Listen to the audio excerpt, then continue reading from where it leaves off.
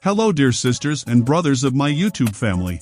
Today we're going to look at the meaning of this word and an example with grammar. The word is ambiguous. Ambiguous. Ambiguous means doubtful in meaning. Synonyms of ambiguous are unclear, arguable. Example: he gave me an ambiguous answer.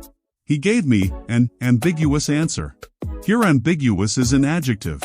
An adjective is one of the 8 parts of speech. Adjectives provide further information about a noun. Specifically, they explain more about a noun's size, shape, age, color, origin, or material. Example: it's a lovely table. Did you see how big that dog was? Thanks for watching. I will be back with another video. Bye.